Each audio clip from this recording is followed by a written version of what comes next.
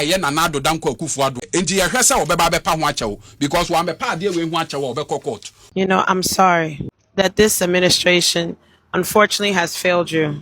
But rest assured, people of the new patriotic party. After he was made the CEO, he doubled his salary in February 2025. Yen sama info nyina kwaba ebiem emma dwumadi asia sanso trasia ensama ekoso e oman Ghana mu yede ni nyina ebre ahefo eno achi no ya biebie semnim na edimu nkomo encheye ena NPP ene minority omoba bontin be press conference chemu se sikadia koso ewo NPRA eno achi no NDC amadoko na tiesieche aba be cheche nsemu aliki information bia ewuomo eno achi no NPP amadoko ni titiw Vincent Eko Asafo Abusia, he is in trouble but quick one. Yebekom na edin komana afi no bibia ay kama enoda nchen ya ense encheye ena his excellency John Dramani Mahama odi free primary health care ebaye na enkomodi bebre ena free sansam na chi eba quick one.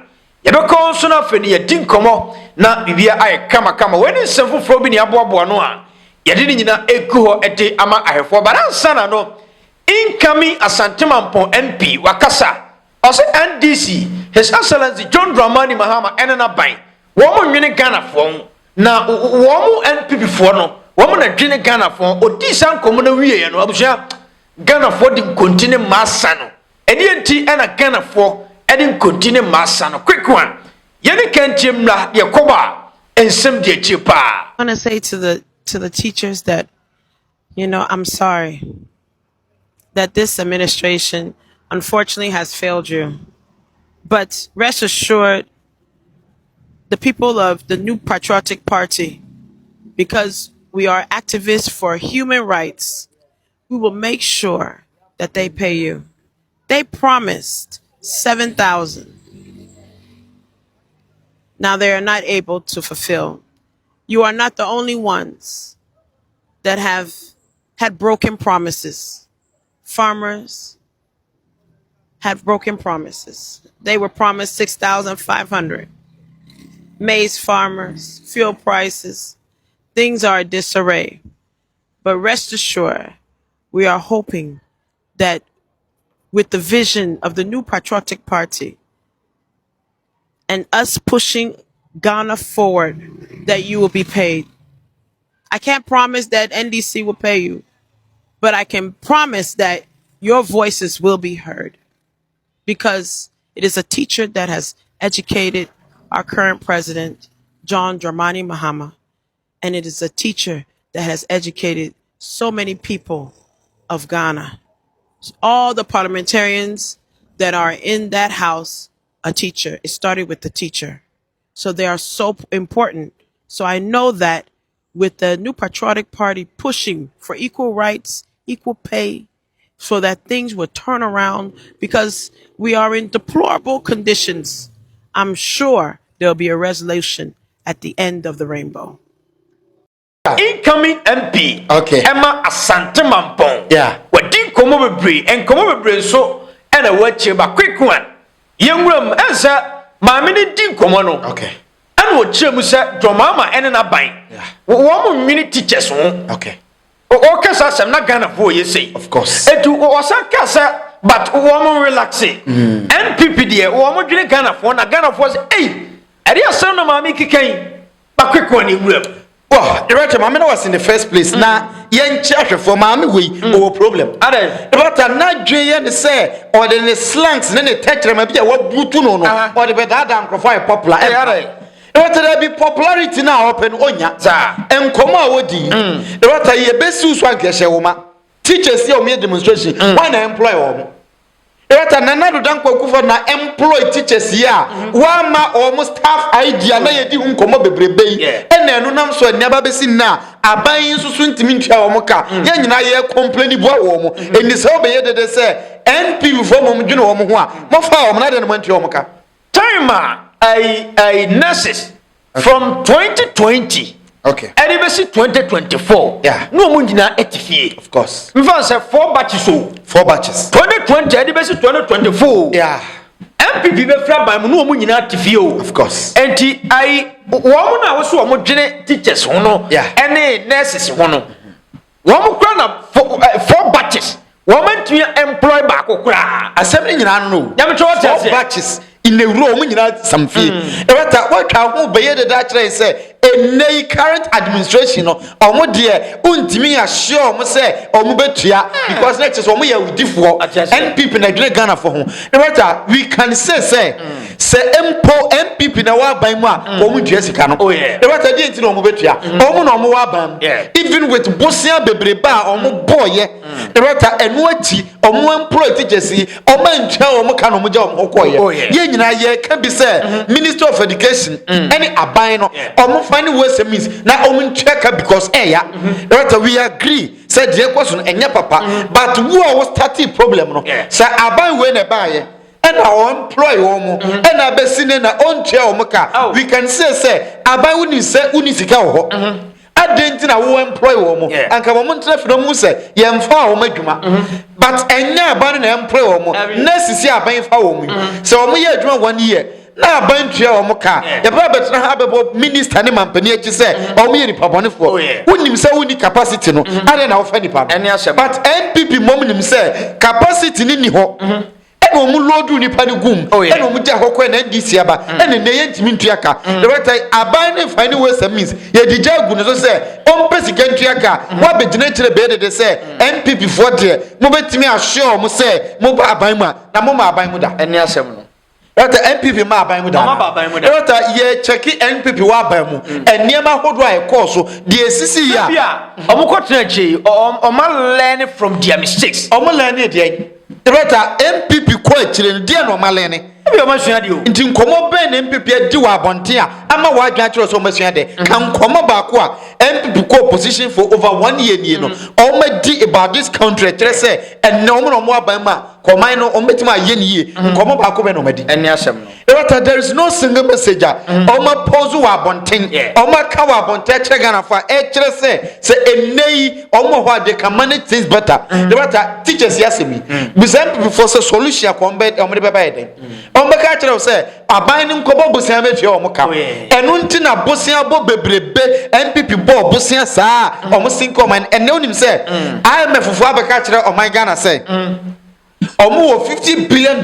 program bia omo bo amai bosia omo sreye say Ghana yemfa ye hunyim na ye magisika ne bi adenti na ne de IMF na ye pa ye chose ye magisika but under MPP administration omo na omo default to omo loans e share da ko pa IMF chew say ye hia bosia enne de IMF de bosia chesi ye enti MPP na wa ban ma omo solution ye ba ko pe de omo be ye nyina ne say ennei ye nkoje bosia ne family teachers no enti say next year the same teachers ne ye pesika bo mo a this year sa koje bosia biem but the writer the ntia aban no na me te na se kakra ne say problem na ba wie emfa ho pepre say me ko find ways and means bia e short term issue na me dey abesolve but tenase na dwene the better cut niema bi na hwe ba bia betima generate sika bia sika no e flow da bia enti we dey solve problem na entwa da bia sika no be flow ma we dey solve sa akwa wiye but one yen sa na pepre ho kotam obi sika nei obi so obi be ka se o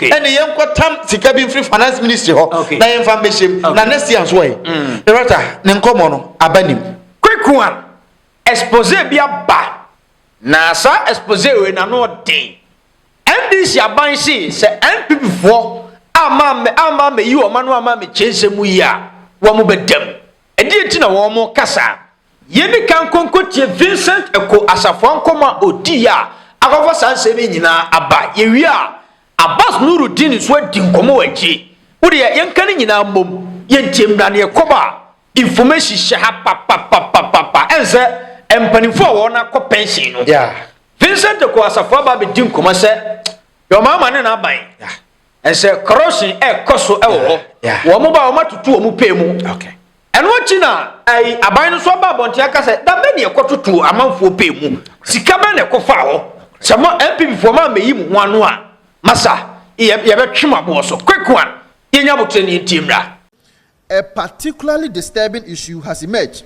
We are informed that Mr. Boadi Mensah doubled his salary immediately upon assumption of office in February 2025.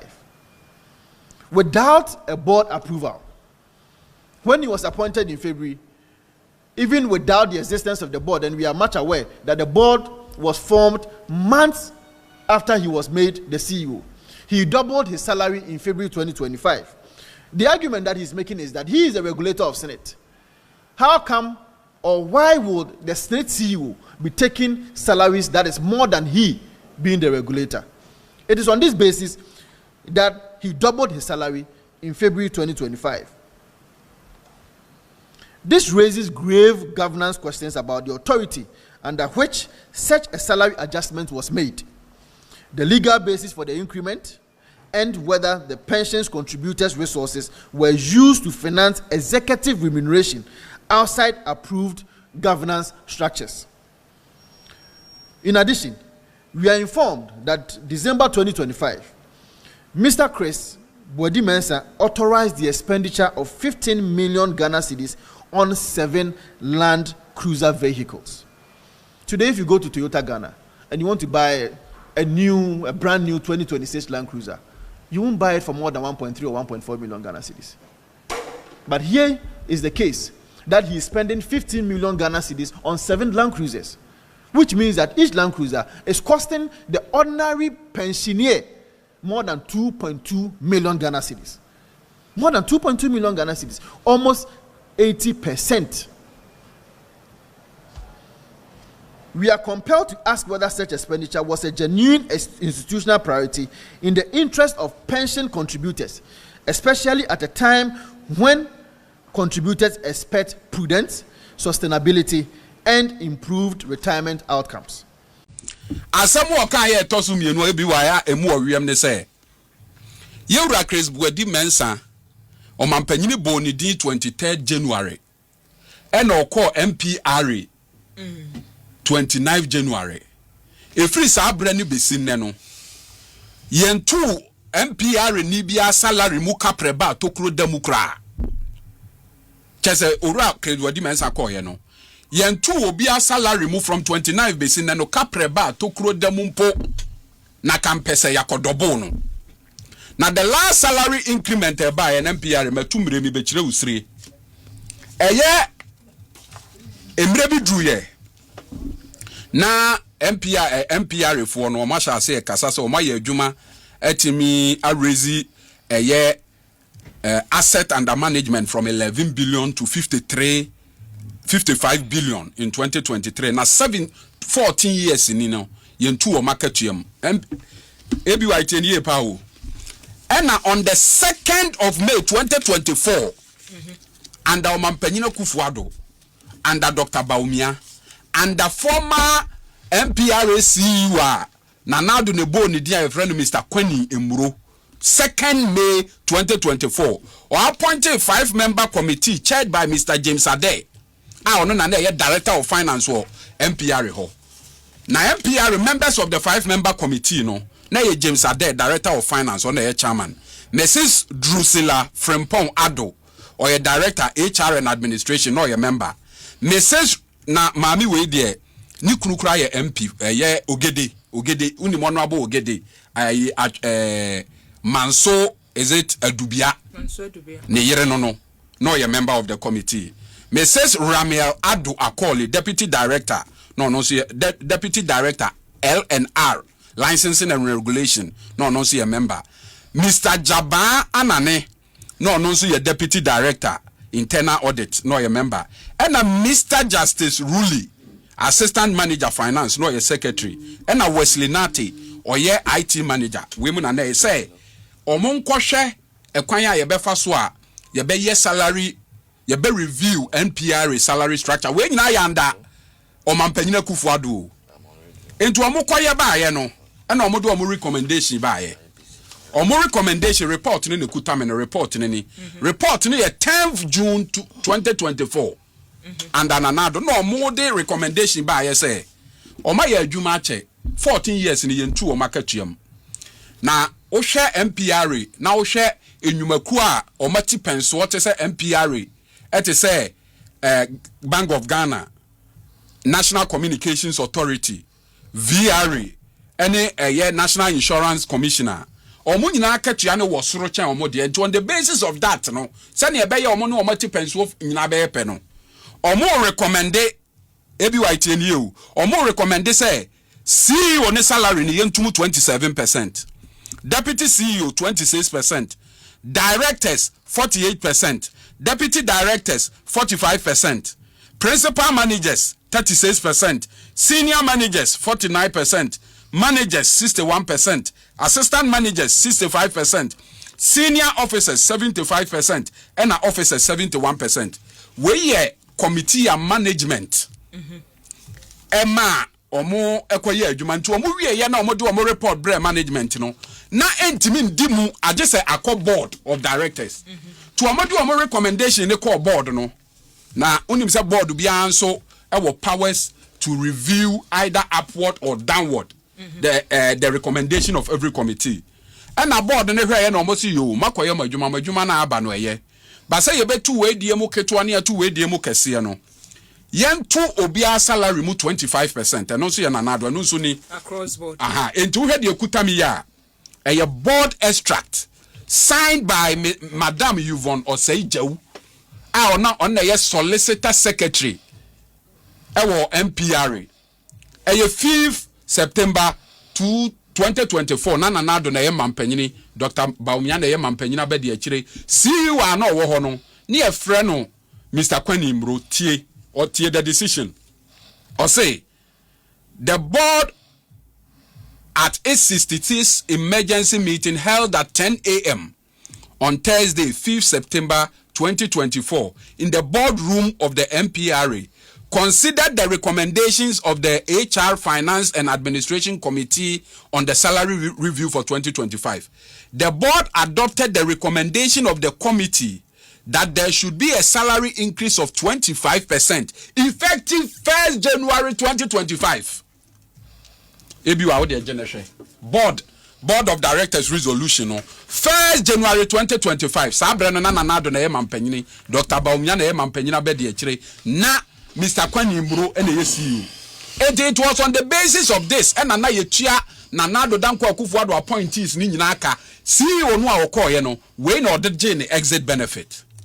Yewura Buadi Mensa Vincent kana asemu yi okwa adwuma mo 29 January 2025 sabre no na saade we ya dai ateki effect awie okọ ho no adwumayefo akatua no yemfa akapreba tokuro demokra anya dai embeka ho enti Vincent asafo asemu a won say wato ne salary mu 100% without approval no adansi dey we he enti the former chief executive officer no ne was say take effect if you na breso ye 1st January no na chese ni but wanyi bi ni odeje ye ne benefit so say January say otena ho up to 29 January salary no we need a 25% increase no oje no it take effect okay say 1st January na obi adwuma from 1st January ebepem 29 fa ye de month ni nyina sika ye de ema no 25% adjustment no oje eno ne de calculate na entitlement nyina ode ye de ekofie Mr. Chris Buadi Mensa ba ye no yentu salary yentu adwumayefo akatuam even 0.5% pra that should na 25% na o say that should na 25% na ya approve no under say ono de obeto ye oba ni aye awie enna mi bi say that should na 25% na sanete then meba kwatro sa letter and RTI say open information no what your lawyer ni information we no ye the ma nya possible say betumi e wa bonte dada ebi wa won say there was yet ase any say there are exceptional circumstances under which a request for particular information may be refused.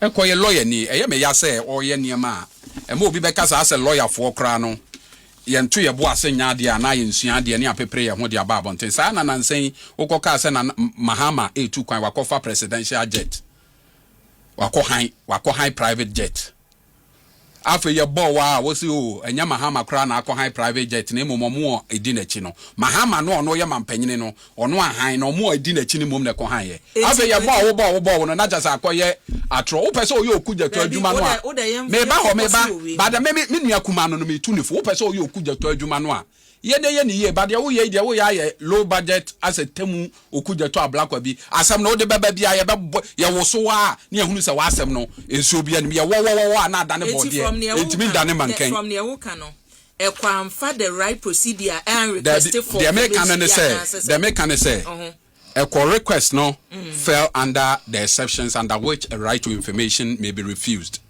One of the instances is national security. I can't say we national security. I'm saying this just for purposes of public education.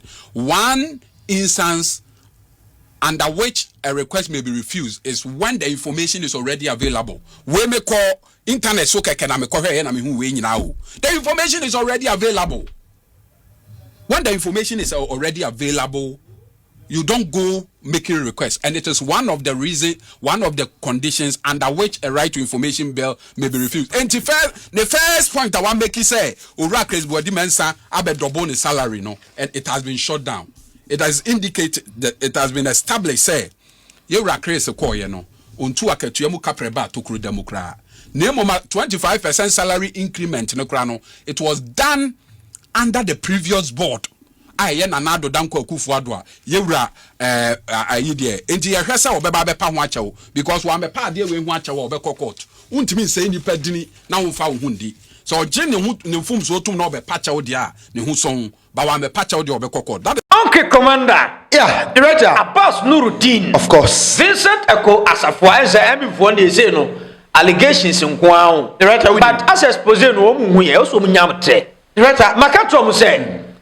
Enisa ebi a 1 year no on fan to omo party ni. Okay. Die bi efri be 3 year. Okay. Ye di ura ye na ekoto aba omu. Yeah. Na nko omo ba say no de omo si estati ye wo omo niam no. Yeah. Omo ma endis fo ada omo ho so. Na Director mi bi say obi amfa obi ade obi wi ahwe I don't know betwa ntro so obi awi bibi Eni asem no. Director Honorable Vincent Eko Asafo oni intim fodwo empanifo amienu ya yenkrofobia sorry to say ase nyanse dia politics omolake ade chi bia na obetwa ntro Director Empo Vincent Eko Asafo wa kire se oye ignorant ni dia wu Director say utie nkoma Abass Nuruddin ediye na wa wonso ko kenkan NPR fo no omo duties a won say Eko Asafo sebi Director on qualify so MP ade o see omu di pensioners ni sika no omu di bi to cars omu spend 15 million Ghana cedis e dia to cars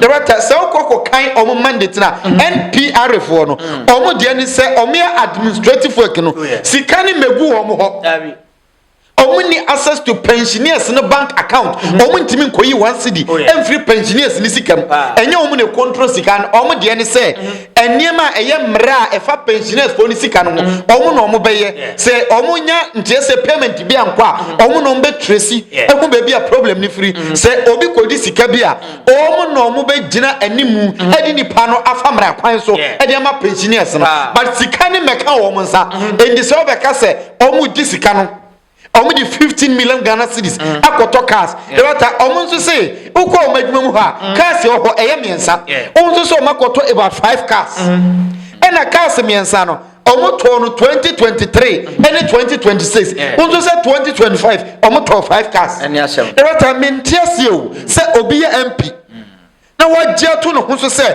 obetwa ntro say akopim say bi ni party baba power and dey ya me ye wo mu ni say onye MP keke oye MP a osawo position our parliament but on kanokre de okoka ye Director onu anim from the word go say asema okokan oni evidence asema okokan enye nokre entihwe Abass Nuruddin ekasa no Director or the warning e ma say wa ma ame pachawo na wa meka nkire Ghana fo nyina say ensem na okokan no enye nokre a ye de wo bekwa kugina mra ni na say wensuso no Abass ababeka sei no asemi be Vincent o ma me pachawo na dia wo saa wo Director say Vincent Eko Asafo me pachawa me hu say NPR for na nkasa nso so omo boss no so enso aka bi say wa ma me clarify issues na omo de ne be court Director dey me ya ne say so oba pacha mpa bo say wa twere letter e ɛde akɔ NPR hɔ enti nipa dodo sɛn ne behu sɛ watwɛ letter akɔ hɔ na watwɛ letter akɔ so ensɛm na ɔka yɛ no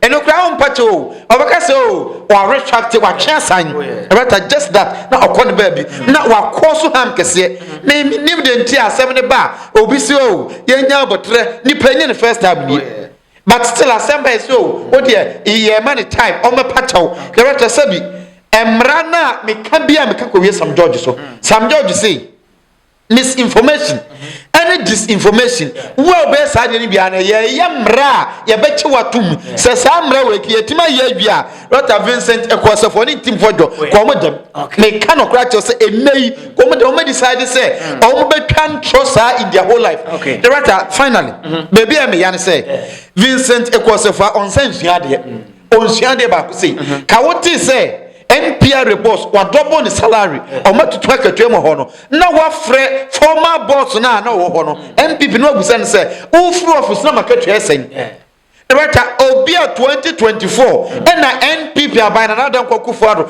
etu akatua no ma wo mo Director wo nim se wo matu akatua nim enti NDC ni na ba no onya akatua na NPP tu mu na na enti on reverse to 2023 salary na na Director because on sua de na adwe ne se mi ko control the popular no say yai no be Director sabi aboa bi edore srade a osua praku okuje to block wa expose se oyeye no eye similar to no mo person mo ye because ebe sa obeye popular but Director sabi nyansa ye de wo say ya mfa nwo a osua kra wo quick one commander yemfe ni nchire ha His Excellency John Dramani Mahama at the primary health care aba na primary health care na manfo ka ho asem oye screen de so a video bi eda so enti we NDC de na we so NPP de and say NPP for na akofa sa de we aba o free primary health care ne buy no and o ma grade and o mo de NPP for o mo time no mo kra ambulance buy and a free primary health care no so no Jomama edi adena kwesa bobo ya ye nim se de baba be ambulance so se de na NPP for no ka ho asem sa ba quick one commander but money am details free primary health care just say nothing yemra sa ade we so ambulance no Director a very good issue pan our reason What a mere tibebre say among from po complain say sa free primary health care no emphasize so NPP for ni bi kura portrait say NDC person on the social intervention ba na mum omni ideas enti no makofa ba final na mu say NPP ni ko ka say e yo mo ideas and NDC akofa Doctor sa free primary health care ni nyina ne say ye nyina nim say o yare na ukọ hospital na uni health insurance ya the doctor e kan nyina ye woka no matter ya de ne say kitikete de akra kan ye woka and na so health insurance mpo a ye wo enura health insurance e cover Ghana ni bia nim sa de ndana but sa free primary health care program ya ba no ni tie atwa mu nyina ne say say o te hona uti pile o ho mfa na so ko hospital minor issues ya de nketwa eye ya de ahyase no say etipaye me yafunu ye me ya me pese me check me moja me ko akwa check me nipadua mu no the right okwa ya news ka die wo hia ne say ukuta Ghana card ya edi advance say mo ye Ghana ni but at first no say o ye Ghana ni say de enye free say our health insurance ya and ye be yi enuro ni bia free mu e de ma say enuro we de health insurance e cover but enei say only health insurance mpo a say our Ghana card na okwa e ye free na mum say yade ne tra so every primary level ne ye yade no nketuam but say e tra ho e koba say e bia ompo no okwa akonya o diabetes what you say bibisa okwa konya bibisa enno aduru secondary level into secondary level no na nsa na health insurance no abam na health insurance no abeyi enuro ni bia from us aduru we de ya ma health insurance na year free we health insurance be year free but we de health insurance entimi cover na ke say ehon so okaswate ansana at the tertiary level ya dia aduru ekire aboro so bit say kidney kidney problem, dialysis issues, no. Rata abino sa mama care program, no. Na enonso because health insurance in new stage, no. That adanya health insurance in new ho. Say will be a kidney problem. Yes, health insurance are cover. Enti mama care no that programs, no. Rata enonso be cover a canny be the amount. Now can swati. Nemum sa what the idea ni free Ghana to find dia abain send him. But only Ghana ha. And no sakra no Ibrahim mama and so. Ibrahim mama na ye last stage no who di tu kwan a nsa wo mo nti at the tertiary level no agense mo no eno so na mama care no aba be cover e kan bi di aboa nti brother sa free primary health care adia etwa ni tie nyina ne se ya dia hyase nyina no o ye Ghana ni nko adia o di ko hospital e free untwa one city but at first na edesa yeah. Okay. And a commander, Chevenia Sempa. Yeah. Free primary health care. Of course. Domama diaba. Yeah. Na ambulance we so na edibedi hu jo na man force. Na dia nie. Okay. Domama mo kwakra dia bobo ya. Yeah. And so who say? The Russia on this issue, obia with the mindset and the perception. Na argument na among 4 year on ambulance comparison there. The Russia any nusinche. Because ambulance is yenim say NPP wa by mu. Na omo chi atofo se atum say ambulance be atofo se deputy finance minister. And this for kraba it can be a for monsanse. Nje che say NG so ambulance be abada. Na NPP so ambulance si. Ni nyina ka case se keno for that me ya no a. Onti me ya no. But enye no na yen topic. Now comparison me. Erota me shada ni se Ghana ni bia na se obi a wa ban mu ebeka se sa ambulance nketwa yi eti se abobo yi yemfa ntam yarefo emfa nim free baabi emfa nko hospital kesiem assuming say ya bo bi transfer from Sunyan Kumasi ya betam say tricycle say ye di nipa etuma ko meaning say that is the purpose of Ghana Health Service. Primary health care kwa no matise ye de back say ebia edwom edwom na oma be ye ba ko ho of course etisa no na sa tricycle isi wa ye wo ambulance ankasa wo ho asemi na hospitals na eye dwuma etibia we say no e di nuro bi ko nuro no enye urgent say da bia e say ade ni duro fast da bi ana no kwase be cut cost Rata ebe cut your cost because fuel mo etoda bia enuro crowd me kwese adura short o enti adura short no a long process but enei say was a tricycle kitinkiti wo ho a Rata even fan say entientiem aduro ni ho anopa omo ba ya o fa kofa aduro bra na wo de akofa aduro be so omo wo market say de okay yes say o aduro ni sha ana esa because obi abetena dwom onya free time kakra o se ma menhwe mapomuden enti tricycle no wo ho a na akoni ba hospital na akofa aduro ba me kwaba na me nhera ntiase because we say dwomfo ma ni titiw omo nya kwan ko hospital there be ada we mu say dwomni ba o hospital na ya de aka na to enti say ye de to wo mu wo o mu nyuma ma rather in a very simple way ye nyina ye nyintum say ade no a very good purpose to serve rather ye kan say bi ene ko bi be ka say ambulance semi say abofu ho bi yare na ye emergency bro so a o mu timi fa plane no na fa ne ko enti ento plane bebre but ye ni sa capacity no enti say we ways and means bi a primary me fa ne say a form problems in ketwa no ye betima solve a na imagine say rather obi Kumasi around Konfanoche wa ye kofa aduraba o se ye ntam ambulance kese no enkosi pharmacy na ye lodu nronguma na but ebi akito we no ye betinu de akoni a lodu nrogu na ye de aba hospital ho na ye de hwe ayarefo the rata enye nronko omo other equipments a omo use about time say hospitals akese no say who move from one department to different department ebi okura emu twe kakra enti say ye de niema bi kwa na ye sese gum na ye de ko very simple enya afi na obi ba beswa about afi ebe ye say ye hu niema ni bi about ye ntiase but one problem ni say maka communication wasem so many times it serves ministry ni right to say and come be ba bontin na omu PR for na din ka ba be tretrem including health minister na o ma tre the main purpose of it na Ghana ni atiase na Ghana ni adwan anye ne say ya the ambulance we for be free setwa aboso e na ba be se kolebu anase ye fa no akontomra akokuma se Konfanoche right a very good initiative but you hear more explanation to it quick one area si ye ko ye basisi ye yakamo